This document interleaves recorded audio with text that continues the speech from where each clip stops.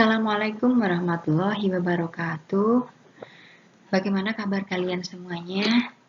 Saya harap semuanya tetap sehat dan baik-baik selalu, ya.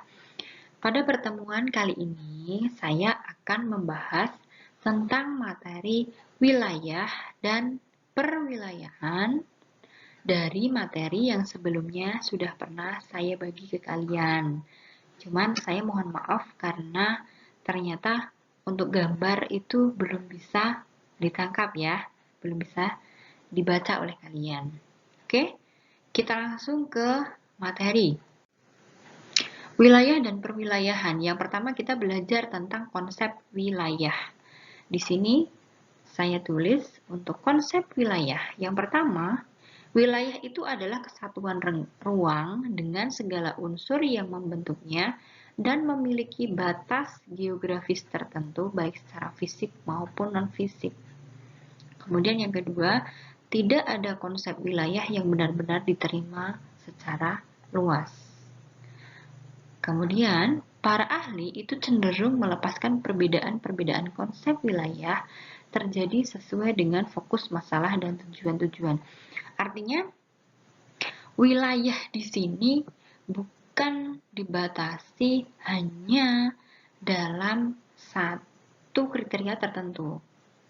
Nah, sebenarnya yang disebut sebagai wilayah itu yang bagaimana? Kalau kita kembali lagi ke definisi awal, wilayah adalah kesatuan ruang dengan segala unsur yang membentuknya.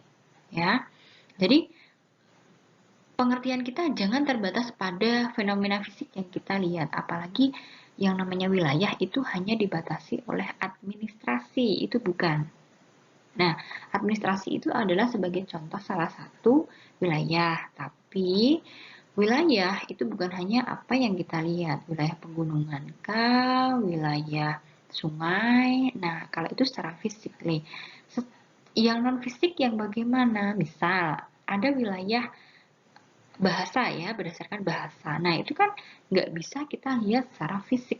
Kayak misalkan di Jawa. Jawa itu ada wilayah orang Sunda, ada wilayah orang yang berbahasa Jawa. Nah, berbahasa Jawa itu bisa meliputi Jawa Timur dan Jawa Tengah.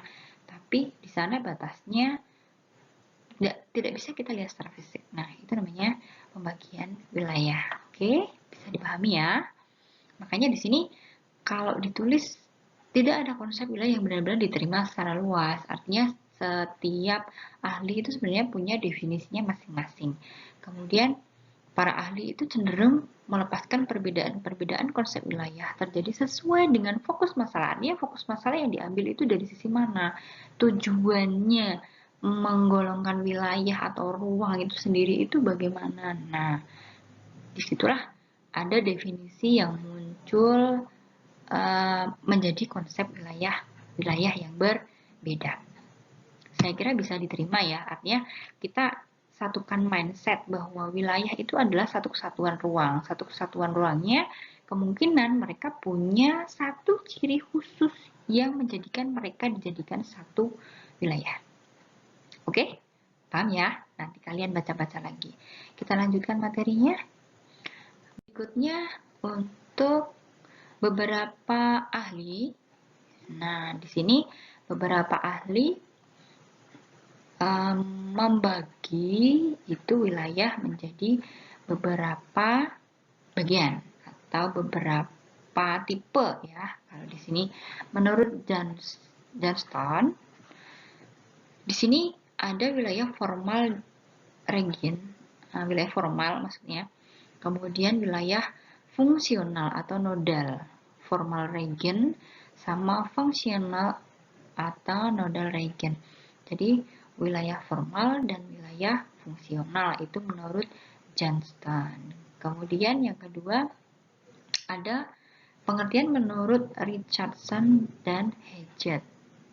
Nah, di sini dibagi menjadi ada wilayah uniform atau homogen, kemudian wilayah nodal, sama wilayah planning atau programming atau wilayah perencanaan.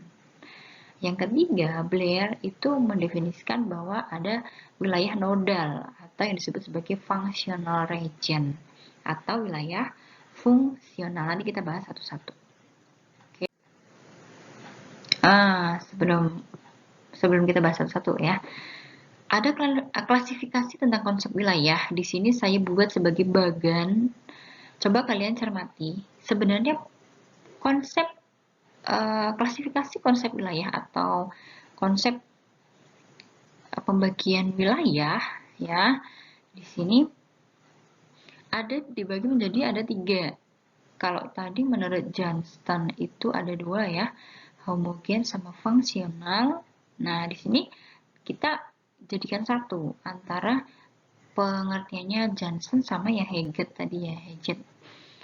Yang pertama ada wilayah homogen, wilayah yang homogen atau apa namanya ya, wilayah yang mempunyai ciri khusus, satu ciri khusus ya. Kemudian ada wilayah sistem atau wilayah fungsional.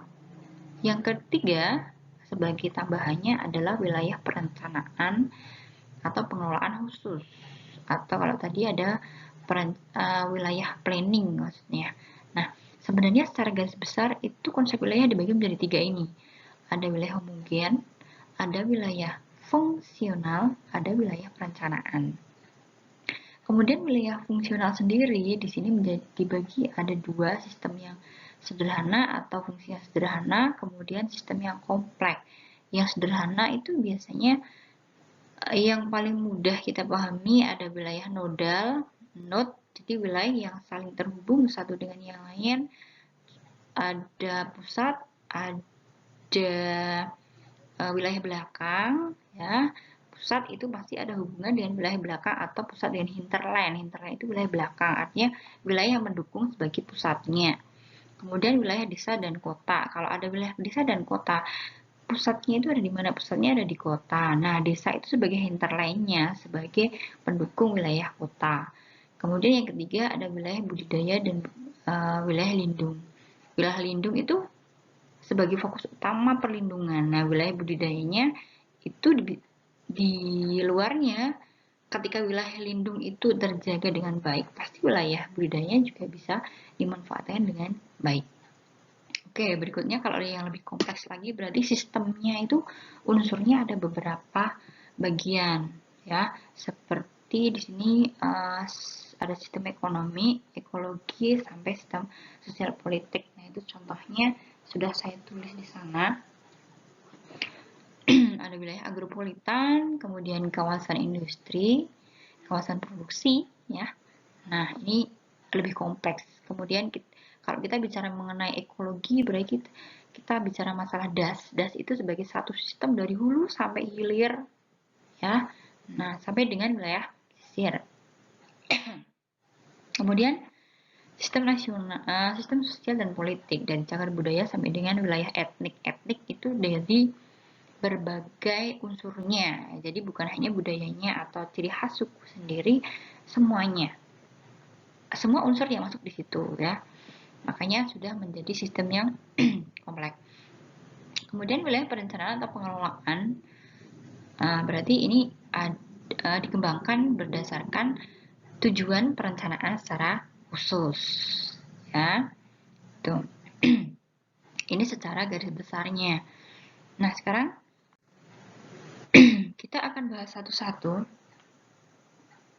Yang pertama tentang wilayah formal dan wilayah fungsional tadi menurut Johnston, ya. Tipe wilayahnya di sini dibagi menjadi 2. Ada wilayah formal, satu lagi wilayah fungsional. Wilayah formal berarti di sini ada area spesifik yang didefinisikan, baik secara ekonomi, secara fisik, budaya ataupun pemerintah. Kalau di sini saya kasih contoh wilayah formal ada daerah pegunungan. Kenapa dinamakan sebagai wilayah pegunungan atau daerah pegunungan? Berarti salah satu ciri spesifiknya pasti morfologinya bergunung-gunung, makanya disebut sebagai wilayah pegunungan. Kemudian kalau secara sosial ataupun ekonomi ya, ada daerah perkotaan. Perkotaan itu berarti identik dengan masyarakat yang seperti apa, ciri-cirinya kalian pasti tahu. Nah, mengapa kok dinamakan sebagai wilayah perkotaan atau daerah perkotaan? Dia punya ciri spesifik yang bisa didefinisikan sebagai perkotaan. Oke, daerah pertanian juga pasti kalian tahu. Pasti di wilayah tersebut, kenapa kok dinamakan sebagai wilayah pertanian? Karena wilayah tersebut menghasilkan hasil pertanian, berupa hasil pertanian, entah apapun itu pertaniannya. Yang kedua, wilayah fungsional. Wilayah fungsional itu kalau di sini ditulis untuk tujuan tunggal entitas tertentu. Nah, kalau wilayah fungsional, dia pasti punya fungsi dan dia pasti berhubungan dengan antar wilayahnya, antar bagiannya itu pasti mereka punya hubungan ya, baik secara langsung maupun tidak langsung. Contoh kalau di sini ada daerah konservasi. Wilayah konservasi itu pasti ada wilayah yang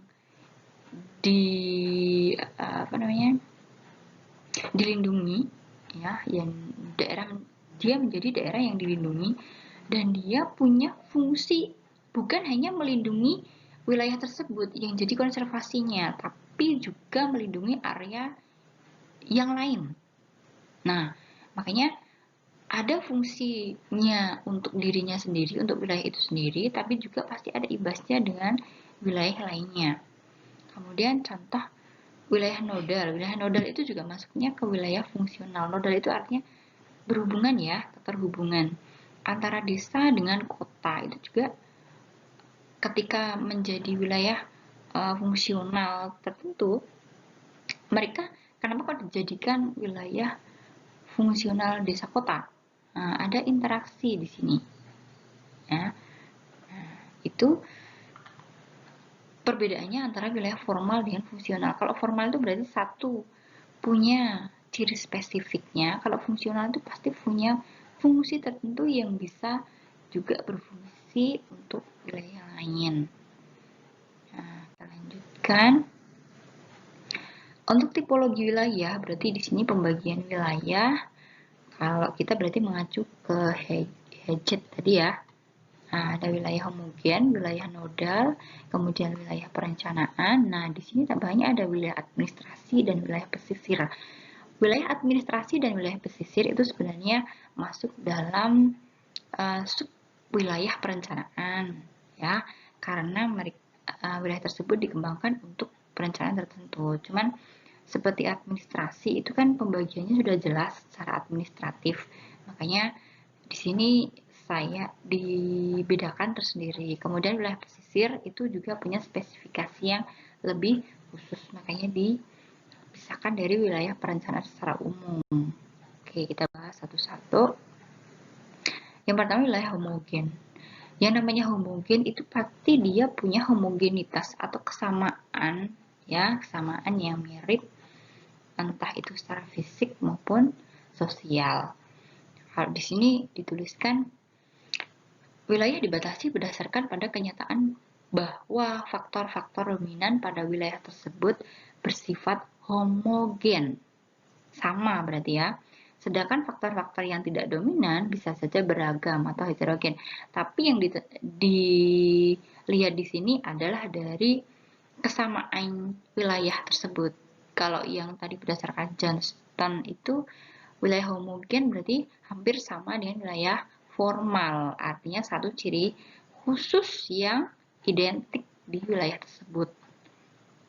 Contohnya kalau di sini ada pewilayahan komoditas, saya contohkan wilayah komoditas di sini ada wilayah laut, ada wilayah tambak, kemudian ada permukiman, ya, ada industri. Nah, itu sudah ada pewilayahan yang secara homogen itu jelas kelihatan.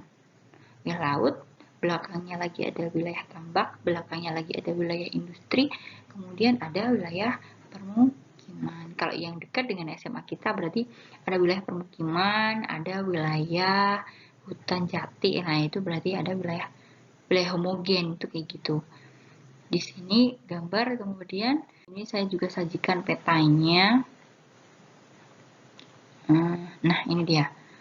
Tadi ya, ada wilayah laut itu yang berwarna biru, kemudian tampak itu nggak begitu kelihatan ya. Nah, ini persebaran. Nah, berdasarkan warna, ini berarti sudah kelihatan wilayah-wilayah secara homogenitasnya. Biru itu warnanya apa? Sorry, tadi yang biru mungkin tambak ya. Kalau yang warna putih itu berarti lautnya. Kemudian yang warnanya pink itu wilayah apa, merah apa. Nah, itu berarti kita sudah tahu itu wilayahnya konsep wilayahnya berdasarkan apa? Berarti secara homogen. Ada ciri yang homogen, yang sama yang dilihat. Kita lanjutkan. Ada wilayah nodal. Node itu sebagai sel ya, artinya noda apa namanya, dot ya, dot ya. Nah, kalau di sini wilayah dimakan sel hidup yang punya plasma dan inti. Nah, node-nya itu adalah intinya. Ketika inti itu berhubungan dengan wilayah yang lain, nah inti itu sebagai pusatnya kemudian berhubungan dengan wilayah-wilayah yang lain di sekitarnya. Ada wilayah pusat dengan wilayah pendukungnya atau hinterlandnya ya. Nah, ini merupakan wilayah nodal. Kemudian kemungkinan lain di sini ada wilayah nodal yang sifatnya dari satu pusat itu bisa membentuk pusat-pusat baru. Nah, pusat utama itu berhubungan dengan pusat-pusat baru, kemudian pusat-pusat baru itu berhubungan dengan wilayah yang di sekitarnya. Bahkan pusat-pusat yang baru itu juga bisa memunculkan pusat-pusat yang baru lagi di masing-masing simpul yang muncul sebagai pusat wilayah tersebut. Nah, ini wilayah nodal, artinya ada keterkaitan antara satu pusat dengan wilayah yang lain ya. Lanjut. Berikutnya adalah wilayah perencanaan atau pengelolaan khusus. Salah satu contohnya adalah pengelolaan das, daerah aliran sungai. Pasti kalian sudah pernah belajar tentang das. Yang namanya das itu adalah satu kesatuan sistem. Dari wilayah hulu, kemudian sungai bagian tengah sampai dengan hilir. Hilir itu berarti kita sudah bersentuhan dengan laut. Ya. Nah, makanya ketika mengelola das itu tidak bisa dibagi-bagi misalkan berdasarkan administrasi, itu nggak bisa, tapi adalah satu kesatuan daerah aliran sungai tersebut, karena dari hulu sampai hilir sungai tersebut pasti saling berhubungan, apalagi ketika terjadi satu kerusakan secara ekosistem di sana. Makanya di sini wilayah perencanaannya adalah wilayah perencanaan secara khusus, pengelolaannya itu khusus, nggak bisa misalkan sungai yang mengalir itu dari, kalau di Kabupaten Batang itu dari Wonosobo ya, misalnya salah satunya dari Wonosobo kemudian sampai dengan di Kabupaten Batang, sampai ya ada yang hilirnya itu juga di Kabupaten Batang juga. Nah, itu berarti antar pemerintah harus bisa saling berkoordinasi ya. Artinya pemantauannya itu harus jadi satu kesatuan. Apalagi misalkan Kabupaten Batang ada sungai yang mengalir antar kecamatan, terus pengelolaannya nggak bisa satu kecamatan, terus nanti nggak ada koordinasi dengan kecamatan yang lain, itu nggak bisa.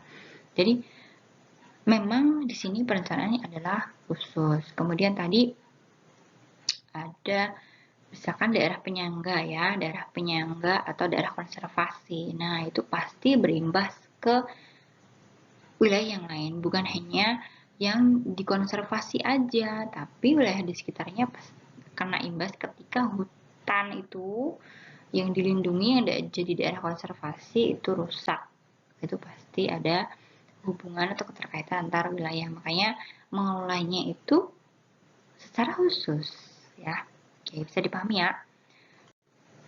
Kemudian lanjut di sini. Nah, contohnya nih, ada Das Ciliwung dari Kabupaten Bogor sampai ke Jakarta. Nah, ini Kalau kalau mengelola Sungai Ciliwung berarti di sini harus menjadi satu kesatuan dari wilayah Bogor sampai Jakarta. Misalkan fenomena apa terjadi di Kabupaten Bogor, nah ternyata ada imbasnya di Jakarta, berarti ini pengelolaannya juga harus khusus. Oke, lanjut. Terus ini mungkin kalian baru tahu ya. Nah, di sini saya tulis ada wilayah koridor ekonomi Indonesia. Jadi, wilayah pembangunan Indonesia kalau dulu pada zaman Repelita, ya, Repelita di Orde Baru itu kan dibagi menjadi 10 wilayah.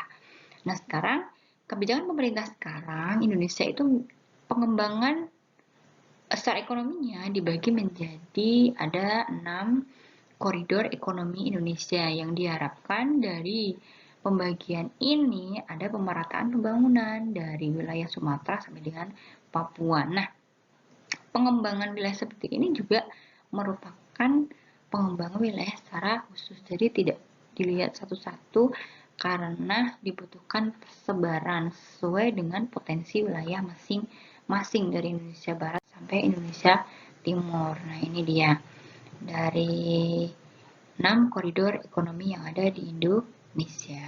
Oke, lanjut. Nah, kalau ini saya yakin kalian paham ya, wilayah secara administratif politis.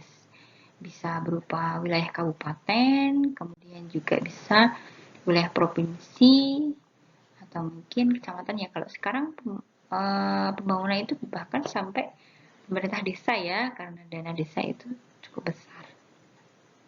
Oke, itu berarti secara administratif. Nah, sekarang yang terakhir adalah wilayah pesisir. Ini dia, saya tulis. Ada bagian-bagian yang saya cetak merah, kemudian yang lainnya sudah saya cetak hitam. Nah, kenapa di sini das kok masuknya wilayah pesisir? Bukannya pengelolaan khusus? Iya, tadi di sebelumnya saya sudah singgung wilayah pesisir dan wilayah administrasi itu sebenarnya masuk ke wilayah pengelolaan khusus, ya. Jadi kalau di sini das bisa masuk ke wilayah pesisir, kenapa? Karena das itu sampai dengan hilir. Hilir itu pasti bersentuhan dengan wilayah pesisir, bahkan laut. Nah, makanya ekosistem das itu pasti berpengaruh terhadap ekosistem di pesisir, pantai, bahkan sampai laut ya, mungkin ya. Sistem wilayah sungai tadi dari das sampai dengan ke pesisir. Kemudian ekosistem karst. Karst itu sebenarnya kan bentang ekosistem yang khusus ya, bentang ekosistem yang terbentuk dari fenomena adanya bentuk alam marin atau laut. Baru ketika terjadi pengangkatan baru terbentuk ekosistem karst. Nah, sebenarnya ekosistem karst itu bukan hanya di darat, tapi bahkan di daerah pesisir itu justru sebenarnya lebih banyak. Makanya ekosistem karst di sini dimasukkan ke wilayah pesisir. Oke, jangan bingung ya. Nah, kalau yang lainnya sudah ada ekosistem gambut, tanah rawa, kemudian teluk, ya jelas gugusan kepulauan sampai dengan kawasan pesisir itu masuk wilayah pesisir. Jadi perencanaannya khusus ya. Ini contohnya ada potensi pariwisata bahari. Nah, berarti potensi pariwisata kelautan itu masuknya ke wilayah pesisir. Kalau sampai dengan terumbu karang itu ya, contohnya ya, macam-macam. Nah, inilah kekayaan negeri kita. Jadi pengelolaannya luar biasa. Oke, itu tentang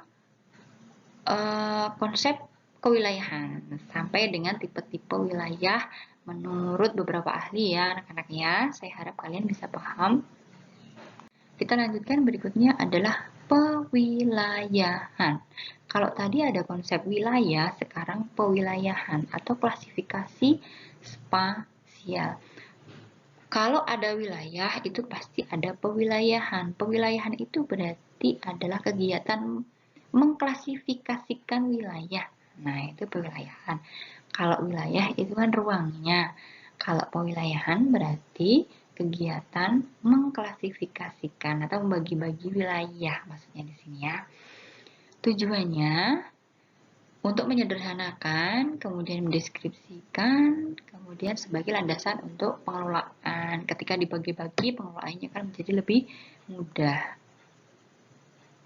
Berikutnya, untuk klasifikasi spasial itu berhubungan ya pasti dengan objek spasial ya. Artinya adalah objek secara keruangan. Nah, geografi juga poin utamanya kan di sana toh, secara keruangan. Prinsip klasifikasi spasial yang pertama adalah spatial contiguity, yang kedua adalah spatial compactness. Artinya di sini yang jadi pedoman adalah kedekatan antar wilayah, kemudian kekompakan antar wilayah sama atau tidak dalam satu wilayah tersebut. Kalau misalnya sudah kompak berarti kan nanti pewilahannya udah beda. Misalkan ada desa, tadinya 10 desa itu dijadikan, oh ini wilayah desa, ternyata salah satu desanya itu udah sangat maju, berarti kan udah nggak kompak nih sama desa yang lainnya. Oh berarti desa itu sudah menjadi kota, bukan desa lagi kan. Nah itu maksudnya seperti itu. Oke, berikutnya untuk jenis-jenis perwilayahan. Nah, bagaimana cara memandang kita mengklasifikasikan wilayahnya? Mengklasifikasikan wilayahnya bisa berdasarkan natural region atau bagaimana penampakan fisik atau alamiahnya. Bisa juga kita mengklasifikasikan berdasarkan kenampakan tunggal yang ada di ruang tersebut. Bisa juga dengan berdasarkan jenisnya, jenis tertentu, artinya kriteria tertentu ya. Kemudian bisa juga kita mengklasifikasikan itu berdasarkan wilayah spesifik atau khususnya. Yang jadi ciri khas utamanya itu apa sih sebenarnya? Berdasarkan, kalau di sini contohnya adatnya, budayanya ya. Nah, itu ada ciri spesifik atau ciri yang paling khusus itu apa sih? Kan kita bisa memilah-milah itu. Terus yang terakhir adalah berdasarkan faktor analisis region. Kalau di sini berarti berdasarkan penelitian dulu ya, berdasarkan hasil analisis. Jadi berdasarkan hasil kajian secara detail, nah baru kita membagi-bagi wilayah, suatu wilayah menjadi beberapa wilayah mungkin, atau satu ruang menjadi beberapa bagian gitu berdasarkan hasil analisis kita. Oke, anak-anak, ini materi tentang wilayah dan perwilayahan. Semoga kalian bisa memahami. Kalau belum paham boleh tanya jawab dengan saya ya. Semoga materi kali ini bisa bermanfaat dan bisa lebih dipahami. Tetap semangat untuk belajar. Wassalamualaikum warahmatullahi wabarakatuh.